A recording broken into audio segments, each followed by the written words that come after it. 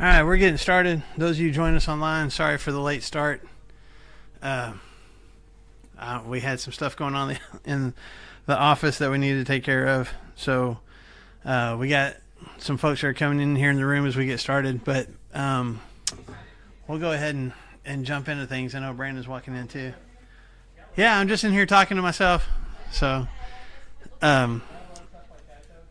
anyway, like I said, I appreciate your patience with us and getting the late start.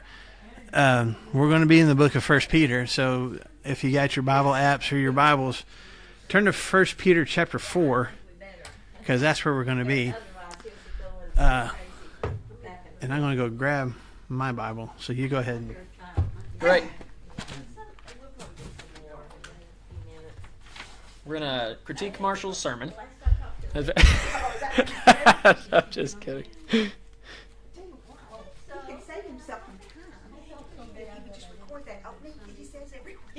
Yeah. There's a reason that he does it, but I totally understand, because it is not for you or I will tell you. Yeah, are you like, all right, I'm going to go get my coffee, I'm ready to go.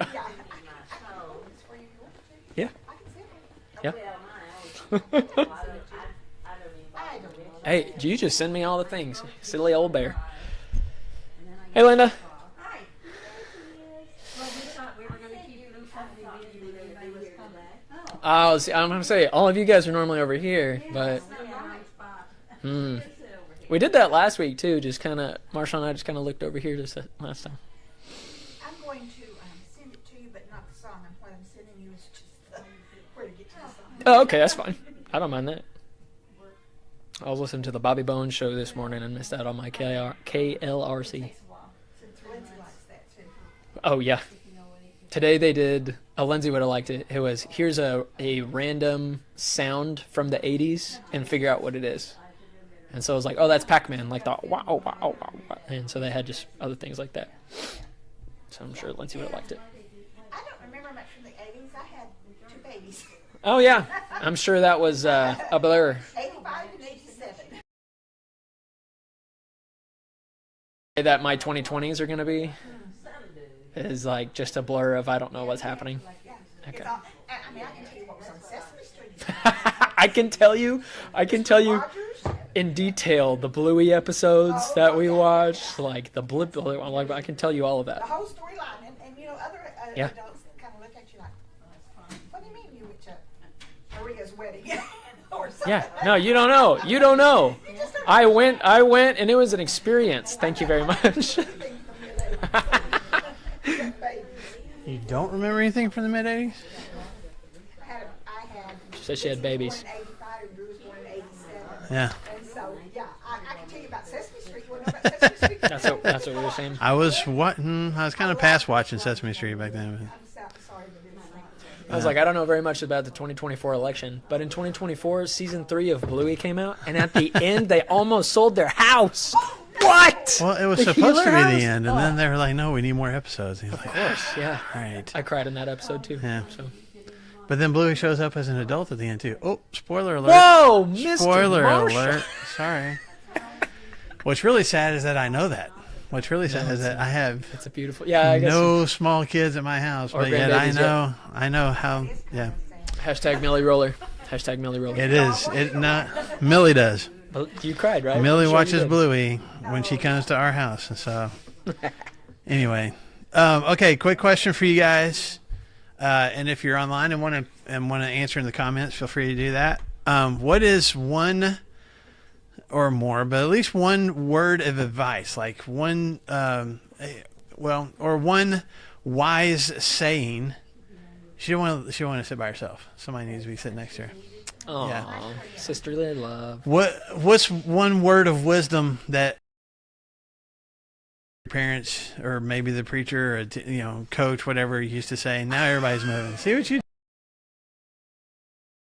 Domino effect of Yeah. everybody moving closer to Yeah. Lou.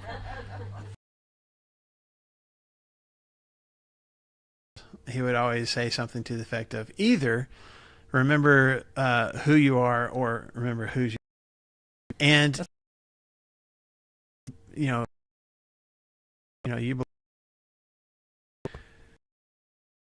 I think it was It was that. Remember who you good reputation when you leave. I don't know. Anything like that? What's one of the sayings a lot of times? Stay safe. Stay safe, just all the time. Your parents just telling you to stay safe. You know, Sherry, honestly, I can believe that because some of the stories that you told, I would think that your parents would need to tell you. Don't do anything that would embarrass you. Yeah, There you go. exactly. My mom always said, make sure you had clean underwear on. Make sure you have clean underwear on. You never know what's going to happen. Oh, if well, you ever, that's just so in case funny. you ever get in an accident That's or all that- something, yeah, make sure you got clean underwear on. Yeah, Well, and we're just gonna lean this way. yeah. That's We should so probably funny. like turn the table this way That's so we so can funny, have though. like anyway. Hey, do you have clean underwear on? Did you make sure that you got clean underwear on? Okay. Well, I don't good. mean to be That's good intrusive. know. We're already there. Yeah, I mean we're finding out a lot about each other. Yeah.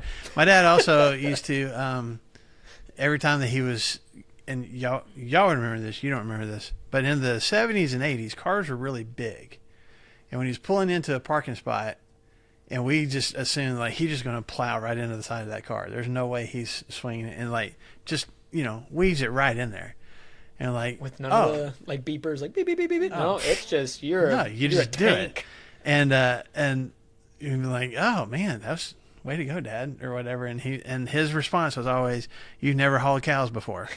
That was his go-to saying, because he used to work on the farm with his dad, and he's like, you know how to turn trailers and all. He's like, you never hauled cows before. I'm like, Buddy, no, I you're just didn't. Parking at Kroger's. Yeah, Like, exactly. Anyway, anybody else? Words of wisdom? My mom used to always say, be careful. Okay. And I always wanted to reply, how else would I be? Of What are you course I'm talking gonna be about? careful. You know, it just seems so, be careful. Yeah, I don't know. Well, I that I control whether I'm careful or not, so of course I'm going to be careful. honestly, I have a different experience with that. yeah. My mom needed to tell me. Do your It translates when they were teenagers. yeah. But that And we applies learned to that so much. When we first started taking computer programming classes in the 80s, that was one of the things. GIGO, G-I-G-O, garbage in, garbage out. What?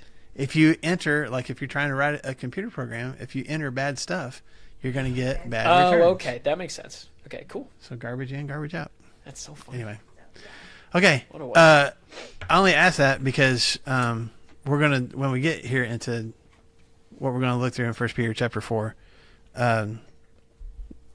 Peter's going to have kind of some words of wisdom for us. So I don't want to spoil it yet, though. Which is what we want from old man Yes, Peter. we do want that. We do want that.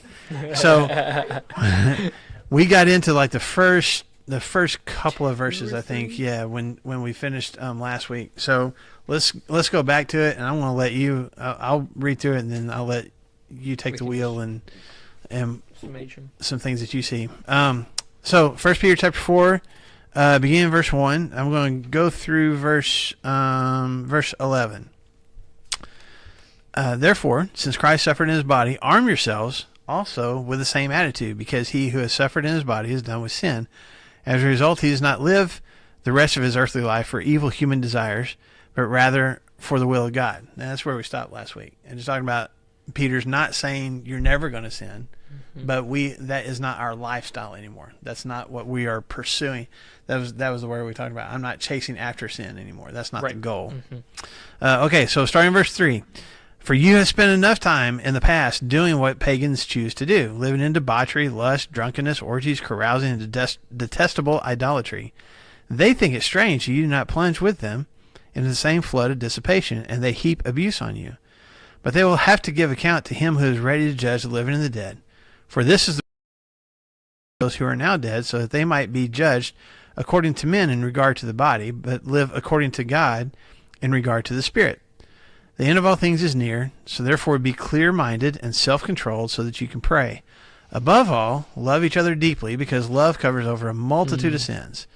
Offer hospitality to one another without grumbling, and each one of you should use whatever gift he has received to serve others, faithfully administering God's grace in its various forms. If anyone speaks, he should do it as one speaking the very words of God. If anyone serves, he should do it with the strength God provides, so that in all things God may be praised through Jesus Christ. To him be the glory and the power forever and ever. Amen. Oh, I like that doxology at the end, right? Yes. So lots of stuff in there. Lots of stuff There to get through. Because we'll definitely get through all 11 verses, right? Yeah. I mean, in about 5 minutes, really. So You've already got to start. You want to do 1 and 2? Yeah, we We did 1 and did, 2, yeah, so we're we can just already- be done with that, right? Yeah, we're checking done. that off? No, really. I mean, this because we spent some time on it, and really just like, what are we pursuing? Okay. Oh yeah. Uh-huh. So yeah. Yeah. 'Cause Going on from there. He begins chapter 4. And he goes right back into everything that we'd talked about before about, okay, since therefore Christ suffered in the flesh, which we've already talked about 3 times, I think. Peter's already talked about 3 times about, hey, suffering's going to happen because what do you know? The person that you're following suffered too. And if they're going to kill the perfect Son of God, they're probably going to have some words for you as well. We should expect that. So we arm ourselves with our way of thinking, or with this way of thinking, of knowing that this is going to happen. And so because we do that, we're going to suffer in the flesh, and not that we're ceasing from sin, but we are going to run the opposite direction. Mm-hmm. I got it. Yeah. So as to live the rest of the time in the flesh, no longer for human passions, for is the will of God, because we're no longer chasing after these futile, darkening, gross stuff. We're chasing after other things. Mm-hmm. And thankfully for us, in verse 3, he's like, okay, remember, here's some of the things we need to run from. Verse 3. For the time that is past suffices for doing what? Can you read that in the he said, the ESV is a little bit muddy right He here. says, you have spent enough time in the past doing what the pagans choose to do. I like that. Yeah. Don't you think right now is the best day to stop doing those things? Yeah. You could have said, it would have been great 6 months ago to stop that, but isn't today today is always the best day to say, you know what? I'm going to cease searching after those things. I'm going to search after It makes you think about, Paul in 1 Corinthians chapter 6 runs through a whole list of different sins, and he says in verse 10 or 11, says, and that is what you were. Like, those are the things that you used to do.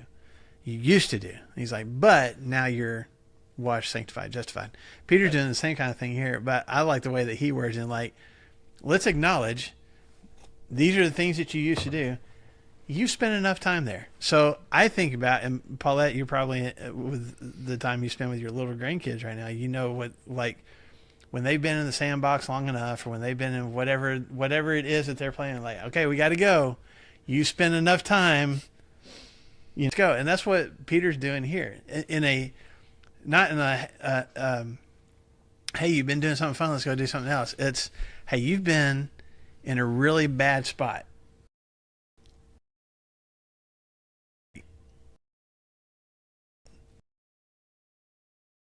I think of my kids in the pool and they're having fun, but I mean, you gotta think about this. Imagine it's a smaller pool and it's filled with yucky stuff.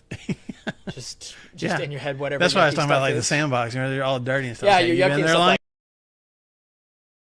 Like... something really yucky. There's currently sand in every crease of my home right now. Yeah. Because did y'all bring it inside? well, we have a sensory bin. Blessed assurance. I'll pray for you. The leaf blower. Oh, and turned on the leaf blower. House. So sand is everywhere.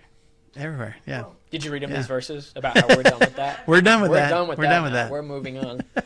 Or, as you were saying, Brandon, also, you could get sunburned. I mean, if you're going to look at it at practical, you've been long, you're going to get sunburned. Mm-hmm.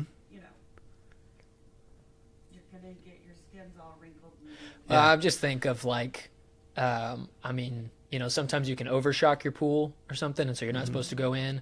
Or I'm not thinking of yucky stuff too, which is more so my case with younger babies and all that. Like, you have to evacuate the community center pool because if somebody threw up, even on the outside, or if there's one single turdlet that's like floated through. It's like, all right, sorry guys, we got to close it down and stuff too, okay? Yeah. As opposed to, if we're going to get really practical, y'all used to swim in that. You used to drink that water and spit it back out. Y'all used to do that in the water yourselves, and y'all are totally fine with it. Like, whatever all here. And so Peter, in alignment with Jesus, because Jesus, sometimes he'll pick us up and be like, all right, buddy, like this is not a good spot to be. And he does that through his word, and other people will know those things too. But also in his grace too, he's like, hey, I'm not going to pick you up because I've done everything. I've got the whole pool ready, the nice stuff right here ready for you. It has to be your decision if you want to be swimming in that yuck or not. He's like, you've been there long enough. You're pruny, you're sunburned, you've ingested a lot of this stuff.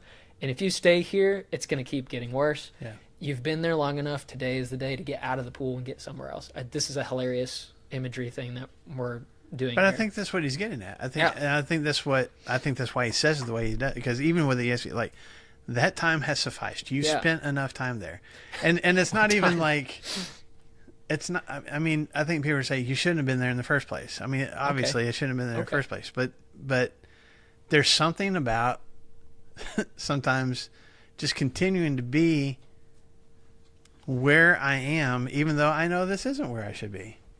And somebody come along and go, "Hey, you've been here long enough," you know. I think of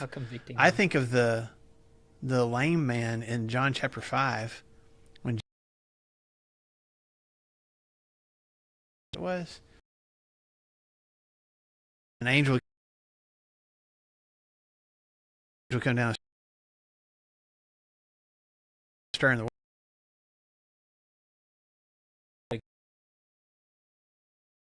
like Jesus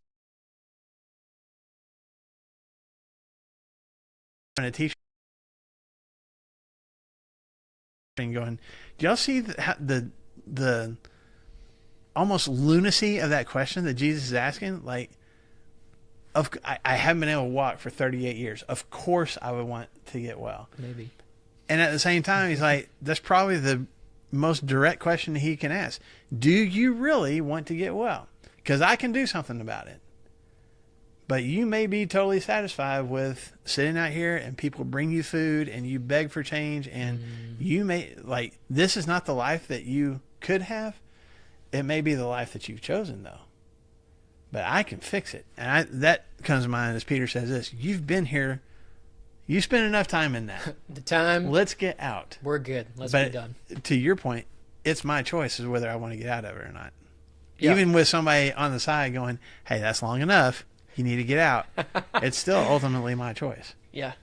The King James Version said that he no longer should live the rest of his time in the flesh for the lust of men, but for the will of God. Mm-hmm. Instead of saying, today is the day. Yeah. Yeah, it's like, yeah. No longer. As long as Let's you not live. do this anymore. Yeah, as long as you live. because of the verse before that, right? Yeah. Of like, yeah, we don't live that way anymore. Yep. So let's, if you don't mind, let's Yeah. just, I'm going to do this real fast, but look at this list that he comes up with. My translation says debauchery, lust, drunkenness, orgies, carousing, and detestable idolatry. Carousing. Yeah. So, okay. So, and y'all might have different words. The first one that I have listed is debauchery in my translation. I don't know what your word is. Sensuality. Sensuality. Okay.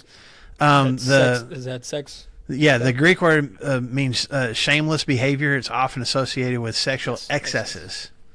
So, unrestrained lack of self-control in I guess in sexual pursuits. Okay. Then he follows that up with the next one, lust. I mean, lust is kind of self-explanatory. Having this strong desire for something, usually referring to sexual desire, but you could lust after other things too. Drunkenness, is that what everybody has as the next word? Is drunkenness? That's what I've got. Okay. It's and that is, I thought this was interesting. It's the combination of two Greek words, the word for wine, and then the word for something that is bubbling up or overflowing. Yeah. So someone who is overflowing with wine. Do not be someone who is overflowing A lot of times with wine. We don't have to witness them ingesting it, but we can see the overflow in ourselves and other people. Yeah. And then Yeah, they have drinking parties too after that. Yeah. Okay, so what's the next word for you guys? Mine says orgies. What's the next word for you guys? Yep. Revelries? Oh. Okay. So I'm just going to read this word for word from a Greek dictionary about this particular Greek word. In the Greek writings, this meant a nocturnal and riotous procession of half-drunk and frolicsome fellows who, after supper, parade through the streets with torches and music in honor of Bacchus or some other deity, and they sing and play before the houses of their male and female friends. So then it was used generally of feasts and drinking parties that would go late into the night, and people would indulge in revelry. So it's a word that was specifically about these drinking parties that were kind of commonly known in the Greek and Roman world, at least. And Peter's like, y'all don't need to be doing that anymore. This says revelries, but then the next thing it says is drinking parties. Yeah, They're so connected. mine, the next one says carousing, but the Greek word literally means drinking parties. So he kind of doubles down on the I'm almost thinking the drinking and what you do when you're this over is, drinking with other people. Finish the list and I'll. Just the last one's idolatry. I mean, again, self-explanatory, worshiping other gods. I mean, So the easy version, listen to this one, y'all. You have already had enough time in your life to do bad things. Yep. Those are the kinds of things that people who do not know God like to do. You did many evil things that your bodies wanted you to do. You had sex in the wrong way. You often became drunk. You went to wild parties where you drank too much alcohol and you worshipped useless idols. yeah, yeah. I like that too. Yeah, But it's but Is that Eugene Peterson? That's kind of the modern. That's the easy to read. yeah. Oh. But I think there's something there that, and you see this in the Greek too. Like he's saying, you did these things, and you spent enough time there. So, I look at that list. I'm like, orgies and the drinking part. Like, I don't know that that's really a problem for me. But think about, like, these are Christians that he's talking to, but he's acknowledging, like, this is what you guys used to do, and he's not saying you're awful people that can't be saved. He's acknowledging, like, you used to make really ungodly choices. Let's be honest about that. But that's not who we are anymore. Time for that has sufficed. Yeah. We're done. And hopefully kind of speaking to, like, you're not doing those things anymore. You spent enough time in them. You figured it out. This is not where I want to be, and you've walked away from it, right?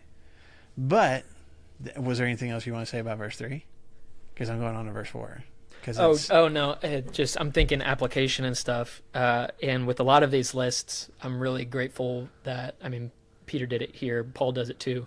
I'm like, okay, check sensuality, passions, drunkenness, orgies, drinking parties. It's like, okay, I might have like dabbled things or something, but then okay, so we're I don't have stuff in my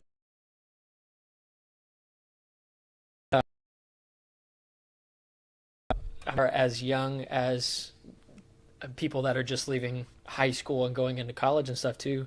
This is some scary stuff that young Christians trying to make their way in the world going into college, like that is a very large temptation. Whether you're at a Christian school or whatever, all of these things are present. If you want to find them, you can find them. And so for all of these things, he's like, hey, listen, let's distance ourselves, both in time, like this is the way you were in the past. We're not doing that anymore. But also, like, let's not even dabble a toe of, like, with them. yeah, if I've got sensuality at the beginning and then lust or passions and stuff, like, we're separating ourselves from those things. We're keeping those things at far. And drunkenness and stuff, and orgies, which I think is, like, this is hilarious, I apologize, but my first thought was, like, I see a lot of bachelor and bachelorette parties that kind of look like that. I wouldn't call them orgies because that's not the word that we have. Yeah. But that's what I feel like, parading themselves through Yeah. the thing, going to their Yeah. friends' houses and stuff like that, too. So And he's just seen it on TV. I'm That's just seeing it all. on TV. He's just seen I've seen it on TV. So he's heard. So All of he's these heard. things too. And so it's like, okay, we can have fun, but let's make sure like that's the way that the world does them, and we can suffer a little bit and not look like that, Right. and still be able to celebrate. Which is exactly what he says in the next couple of verses. So look back Go for again at verse 4. After he goes through that list in verse 3, here's what worldly people and ungodly people are doing. Then he says in verse 4, they think it strange that you do not plunge with them into the same flood of dissipation, and they heap abuse on you. So he's like, the flood. he lists off these things, and he says that you spent enough time there. You're not doing those things anymore, but let's also acknowledge that you've still got connections with people who are still doing those things. Mm-hmm. That is their go-to. Those are the things that they are still doing. And they look at you, who are no longer doing those things, and they think you're weird. And they think you're strange. And they mistreat you for it. Well, that goes back to Noah. We were talking about 6 or 7 chapters ago, right? They were like, Well, not what? chapters, Oh, I'm verses. sorry, verses. It's been a couple. Yeah. Been a couple weeks since. Yeah. Yeah. Another I do. I gotta keep on going. But yeah, I mean, they looked at Noah and they would say, "What?" He says, "The flood of debauchery is what I have." The Why are you? That's total. It's like, and this is how you treat people.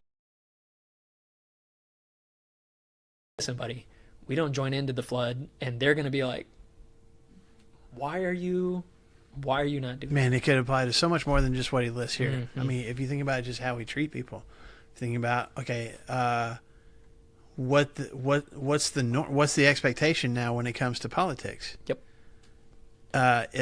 If my party or my guy is in power, then I'm going to gloat about that, and I'm going to look at you like, see, things are so much better now. And if my guy's not, I am expected by the rest of the world to gripe about that and to complain and say it's all their fault and everything's going to pot, and that's the expectation. And if I don't do that, something's wrong with me. It can happen. And then the whole the flood of dissipation thing is the Greek word for that we translate as dissipation is literally a word that means something or someone that can't be saved. So it takes the word for save or rescue and just puts the letter A in front of it, so it's the opposite of that. Does that make sense? so being swept away? Yeah, so it's a word that in most of the context back in this time would be like it's something that you got a whole bunch of food and someone's going to go to waste because it just like we're going to throw away the leftovers because they can't be saved. Does that make sense? It's that kind of mindset. But he's saying that about these people. They are in this flood. They are in this perpetual motion of behavior that they can't be rescued from. Not because God can't, but because they're so caught up in it, they won't allow themselves to be rescued from it. And he says, they look at you and think, why are you not doing this with us? And he said, they think it's strange is what mine says. Is that what yours? Surprised. They're surprised. I like strange better. Yeah. It's the word that he used back in chapter 2 for being aliens and strangers, for being like, I'm not from here. I'm a stranger in town. So if I'm doing all these ungodly things and you're not, you look like you don't belong here. Like you're not from here, are you? Yeah.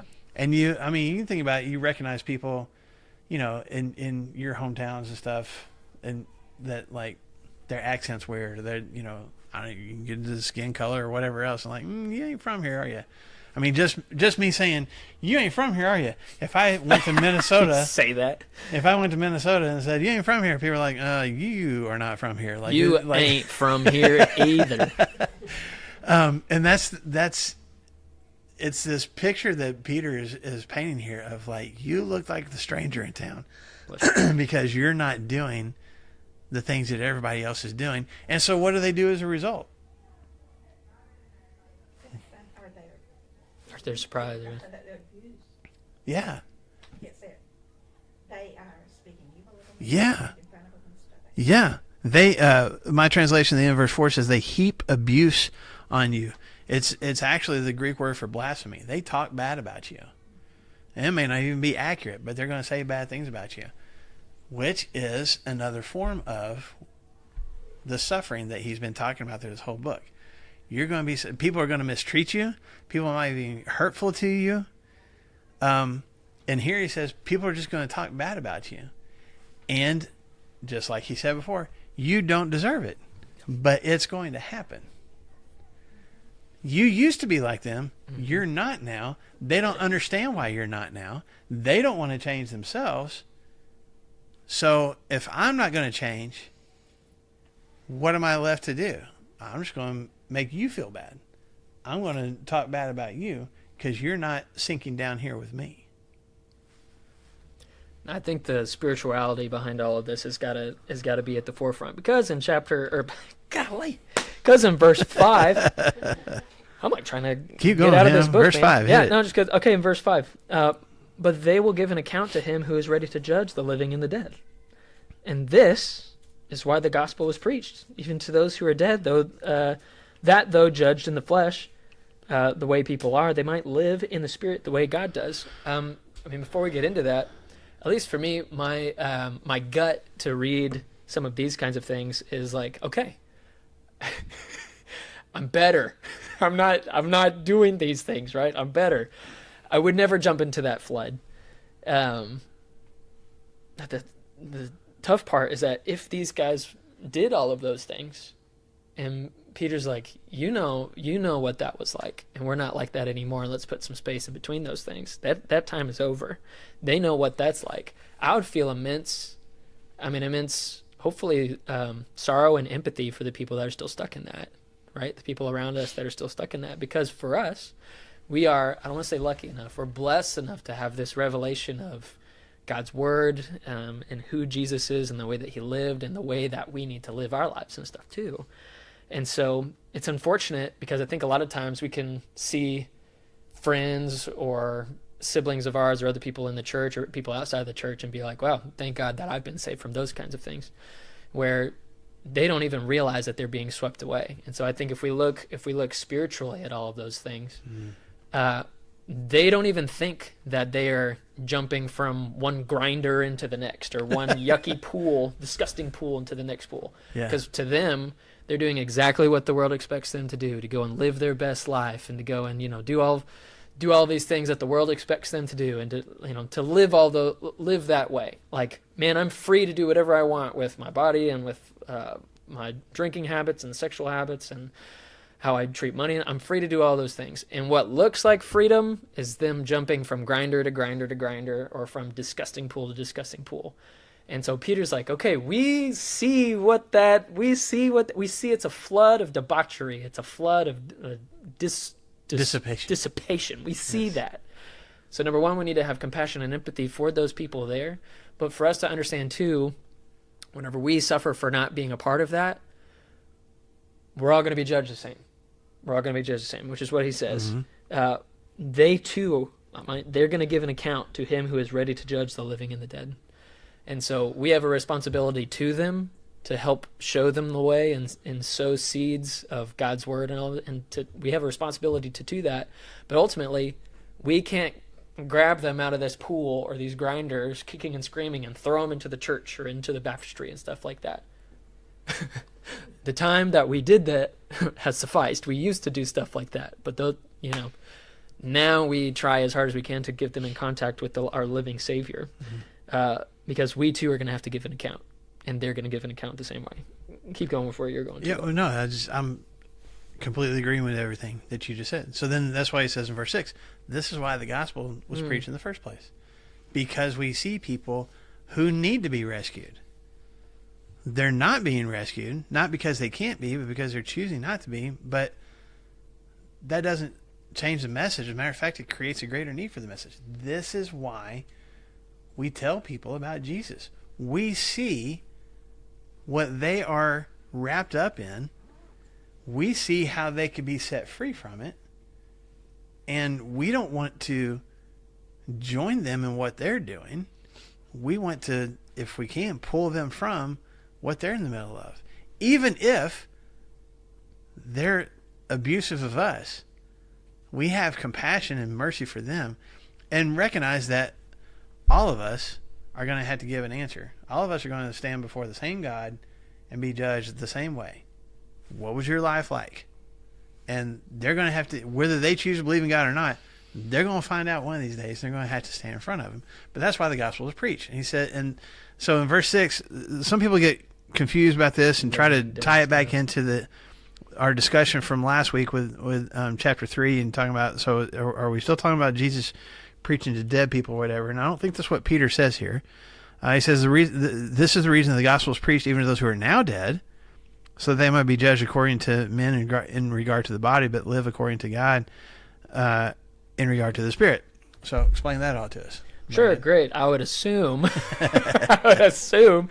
that we're talking about, those people that are jumping from pool to pool and stuff like that, they're not alive. They're They think which they is think what they're Paul alive. says in Ephesians chapter 2. You are dead in sin. Yeah, which Yeah. is who you used to be. Yeah. Who we used to be. Which, too, by the way, for me to automatically think, oh, I'm better because of all this.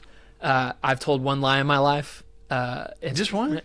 I've only told one lie in my Wow. whole life. That's impressive. And you're telling it right now? He's Yes. confessing it right now. I'm confessing it. Yeah, that one lie. And so because of that, I am subject to eternity in hell just because of that one lie. Which Yeah. you're like, wow, that's really intense. No, it's Yeah. not.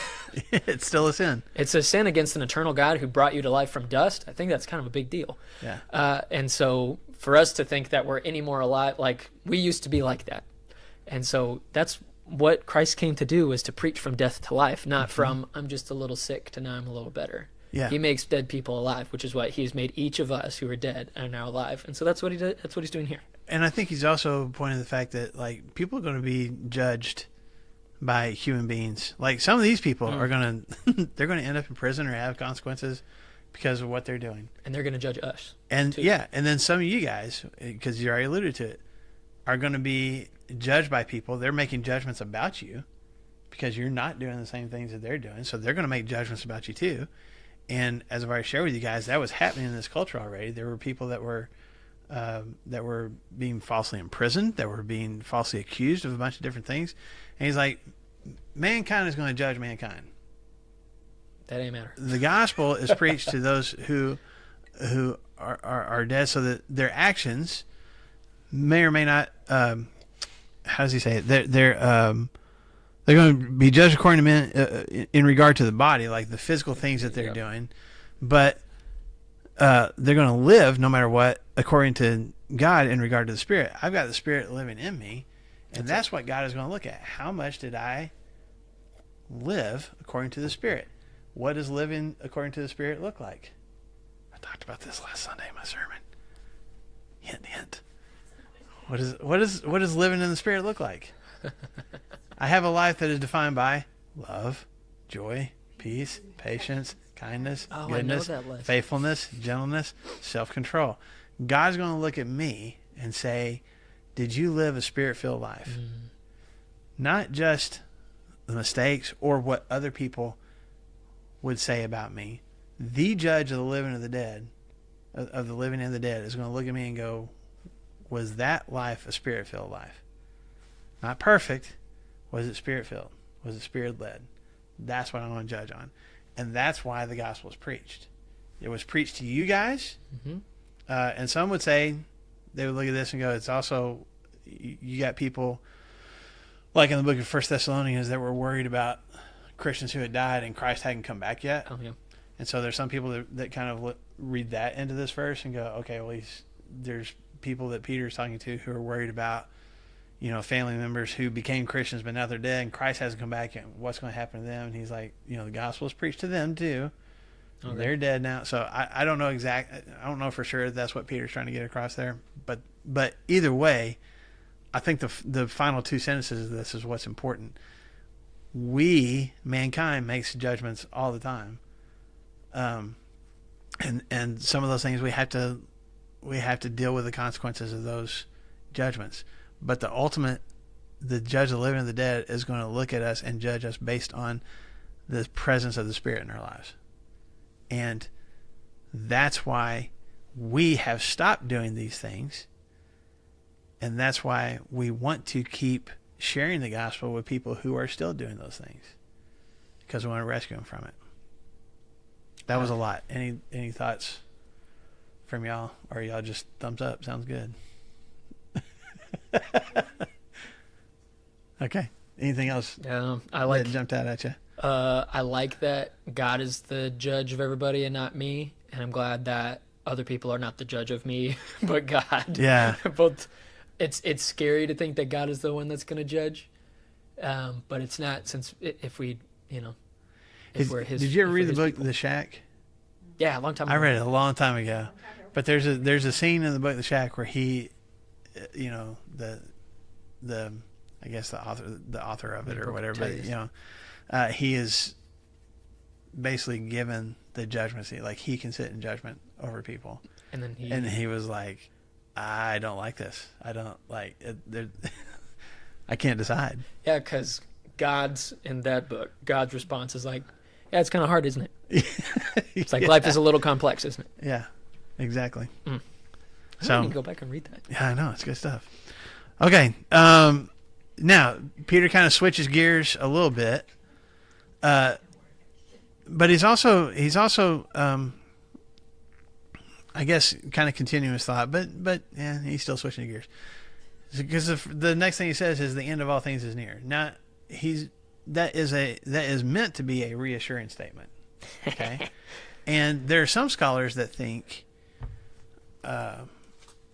maybe this is true. I don't know. We won't find out until we spend eternity with these folks. But there's some scholars that think that there was this, now that we're 30-ish years into Christianity and into the church, that there were people, maybe even some of the apostles or some of the disciples that had been around Jesus, that, had this thought, this that Christ was going to return quickly, that Christ was going to return, in their lifetime. And so now that we're 30 years in, Yeah. there's a little bit of panic mode, like, well, he hadn't come back yet. And like, how much longer is it going to be? Or is this it's not really going to happen?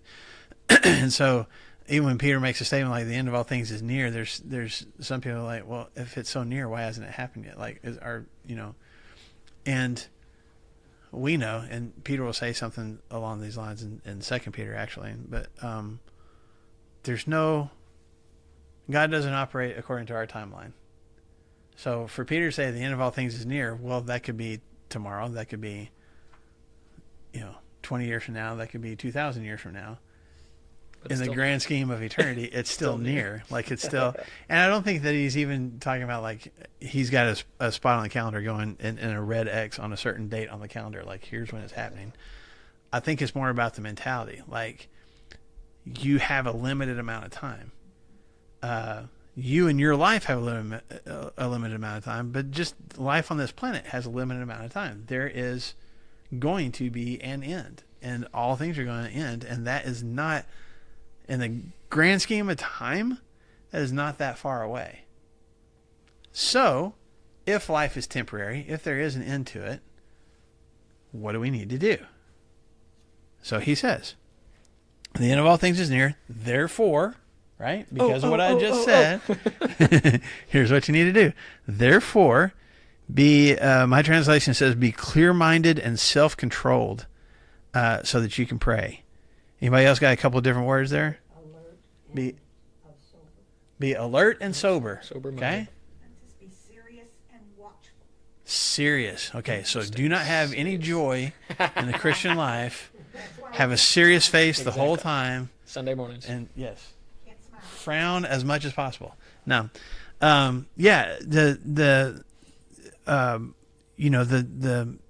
clear-minded, like, I am focused. Pay attention, and all these people around you are being frivolous and not thinking about consequences and things like that. You be aware of those kind of things. And then, the other word, mine says self-controlled. Sherry, I think yours said sober. Sober. What was yours? What was the second word? Mine. Watchful. So Watchful. you may pray. That part's kind of. Yeah. So it is a word, honestly, the word for being sober. It's the word for staying away from wine. Now, again, I don't think that he's necessarily talking about teetotaling here as much as just like the don't spiritual let aspect of things muddy your mind, which I want you to talk about the prayer stuff here in just a second. But Okay. I think, well, I think this is why I say he's switching gears, but not totally, because that list of stuff and the people who are still wrapped up in those things and the people who are saying what is wrong with you, that you're not doing these things with us, wouldn't that make you start to question?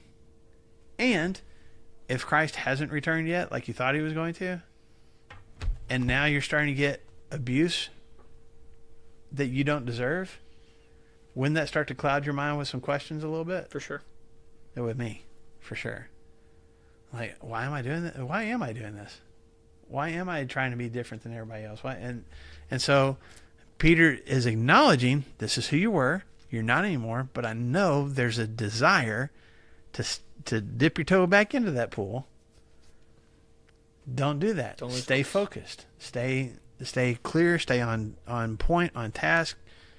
Know where you're headed. Know what is expected of you, and don't let anything cloud your judgment. Know who's yours. Yeah. Know who's your own. But be clear about that. Mhm. Like, don't even allow yourself to question it. Other people are going to question it. They already have. Don't get to a point where you're questioning it yourself. Be clear about that. About 40 years ago in our church, the pastor said, all of you that think the world's going to be end in 7 years, Uh-huh. raise your hand. Everybody raised their hand. Really? They really thought They knew the world was going to end. that was that close. Wow. But, it was during all like the hippie time and everything. Yeah. All the Yeah. crazy stuff. was Yeah. going on. Well, and there's been different people over the years that have had all sorts of their mathematical calculations. 2012 of, is yeah, ready to that die. was supposed to be a big one. Yeah. But why does he say, like, be clear-minded and be sober and be self-controlled and all these words that we're using? What does that have to do with our prayer life? This just got kind of because I was looking at not a footnote. It's the like The references. study- Oh, yeah. References, Yeah, scripture yeah. references and stuff. Yep. When was a moment? Remember the author, Peter. When was a moment that Peter prayed? When was a moment that Peter prayed? Well, after he denied Christ, he wept and prayed, did he not? He for sure wept. He wept. I don't know if he prayed. What did Jesus say? Did Jesus ever pray for Peter? Oh, yeah. I'm sure he did. Yeah. So going back to Matthew chapter 26. This is in the garden. Okay, right before Jesus is about to be given over. It's whenever he's praying in the Garden of Gethsemane. Matthew 26, verse 41. Jesus is frustrated because he's like, hey, this is kind of a big deal for what's about to happen. Maybe stay awake a little bit and pray on my behalf too. And of course, these human teenagers and Peter give way to their sleepy eyes and all those kinds of things. And so he finds them. Well, let's just start in verse 40. He came to his disciples and found them sleeping, and he said, Peter, could you not watch with me for 1 hour? Come on, buddy. In verse 41, watch and pray so that you may not enter into temptation, because the spirit indeed is willing, but the flesh is weak. What does Jesus know? What's the potential for what could happen to Peter? Because remember, he had already told Peter, he was like, hey, this is what's going to happen to the Son of Man. And Peter's like, no. Well, if you're going to die, we're going to die with you, or we're going to die fighting. And then what does Jesus say to Peter? He's like, hey, listen, buddy. Or he says, I'm going to stick with you to the end. And then Jesus says, hey. In a few hours, you're going to deny that you even know who I am. Yeah, in a few hours, you're going to be on the other side of the spectrum. And so why couldn't Peter stick by his side the whole time? What got in the way of that?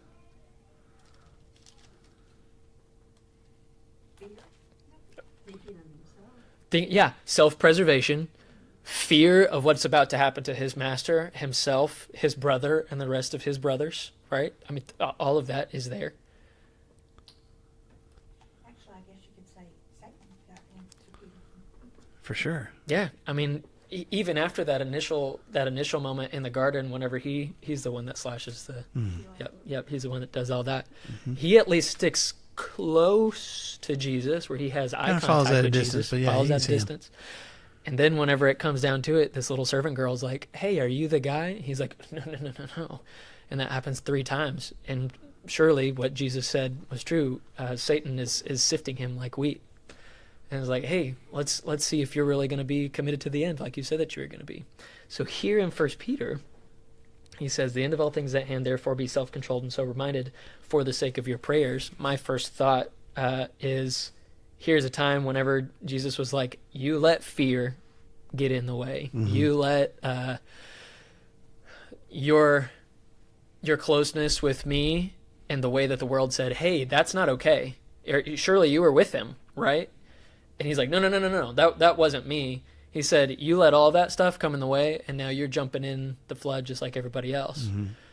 So Peter's doubling down. I think he's like, listen, guys, we need to be self-controlled and sober-minded. That's what the ESV says, for the sake of your prayers, because he knows that whenever those things are not true, he's not being in control. He's not being clear-minded. He's letting other things get in the way instead of just looking straight to Jesus, that he was subject to temptation and he was subject to falling away. What do you I've think? always felt like part of course, the Bible as a whole, but this verse in particular is more than a warning. It's almost an encouragement, because if Peter could have been with him all that time and still denied him, and then God accepted his forgiveness, and maybe I have a hope. You know? Yeah, maybe there's a sliver. Maybe there's a chance. Yeah. I do like that. For I sure. agree with everything you just said. I think also, just to add to it, this is not the first time in this letter that Peter has talked about prayer. Mm-hmm. So if you go back one chapter to chapter 3 and verse 7, as he's talking about in chapters 2 and 3, he talked about these different categories of submission, right? Everybody needs to submit. You guys need to submit to governing authorities. Slaves need to submit to your masters. Wives, submit to your husbands. Husbands, submit to your wives. And when he talks to the husbands, look in verse 7 of chapter 3, as he talks about being considerate of them as we live with them, the last part of that verse says what? So that nothing will what? Hinder your prayers. Hinder your prayers. Okay, so that your prayers won't be hindered. Okay? So, and we talked about that. If you go back and look, if you're watching online, we talked about this a few weeks ago, this particular verse, and just talk about how, like, conflict with somebody else can it can create conflict between me and God. If I'm not resolving this relationship, it makes this relationship much more difficult. And it affects my prayer life, my desire to pray, but also how God tunes into my prayers. Now, keep going in that same chapter, in chapter 3, look at verse 11 and 12, as Peter's quoting from the book of Psalms. But he says, he must turn from evil and do good. He must seek peace and pursue it. For the eyes of the Lord are on the righteous, and what? His ears are open. His ears are attentive, my translation says, to their prayer. So, again, I think Peter is also getting at, okay, the end of all things is near. So be clear-minded and don't let these ungodly choices cloud your vision and cloud your heart, because that's going to cloud your relationship with God. I'm not going to have the kind of prayer life, I'm not going to have the kind of connection with God that I should have if I'm allowing these other things to creep in. If I'm allowing this idolatry to creep in, and these other choices, these ungodly choices, that is not going to make it where God can't hear my prayer. We're just not on the same page. I have other things that my heart is in tune to that is affecting my communication with Him. So, clear-minded. Get those other things out of your mind, out of your heart, so that you have a fully open dialogue with the one that wants you to have this Spirit-filled life in the first place. So yeah. I'm thankful that there's lots of verses, especially in the New Testament. Jesus mentions it a little bit too, about like, okay, here's what we need to look at. And I mean, he mentions like, hey, we need to love each other earnestly, which is the big thing. But like, it's in Philippians 4, right? Where he's like, okay, whatever's noble, whatever's true, whatever is pure, whatever is lovely, like whatever is, praiseworthy, admirable. Yeah, all of these things. I'm like, okay, I need to look at that instead of my wine cabinet, or I need to look at that instead of my friends, or I need to look at that instead of a porn website, or I need to look at that instead of allowing my eyes to wander to each thing that can be. I need to look at that instead. I'm like, okay, I like that. Because it's like just narrows your view so that you are singularly focused. For running, like you said, I would not like to run in different directions because I won't get to my goal very quickly, but to run in one direction, I can get to my goal very quickly. Yep. Anyway. So let's put a bookmark there at verse 7 in chapter 4, and we'll pick up with verse 8 next week and finish out this paragraph and maybe get on towards the end of the chapter. That'd be great. But it's almost like, I'll just warn you ahead of time, it's almost like Peter starts repeating himself because he's going to start talking about suffering again. Yeah. But which we can go through quickly. Yeah. But it's we use the phrase beating a dead horse. But it's something that is on his heart, and I think is on the hearts of the people that he's talking to. And I think word has come to him. Things are not going well for us as Christians over here, and it's not fair. And I thought we had this God that cared about us and loved us. And why am I choosing this lifestyle if things are going to go worse for me instead of better? And so I think that's why Peter keeps bringing it back up again. And like, yeah, it is hard. I'm acknowledging that. But here's why it matters, and here's why you need to keep doing what you're doing. So we'll talk about that some more next week. All right. Thank you guys. Thank y'all for joining us online. Thank you. Appreciate it. Y'all have a good week too. We'll see y'all next week. Today is the last day. Sin has sufficed. I'm done. This right here. Today's the new day. I'm getting out of that pool. That's right. Yuck. That was some funny imagery that we got into, I feel like. Oh, man.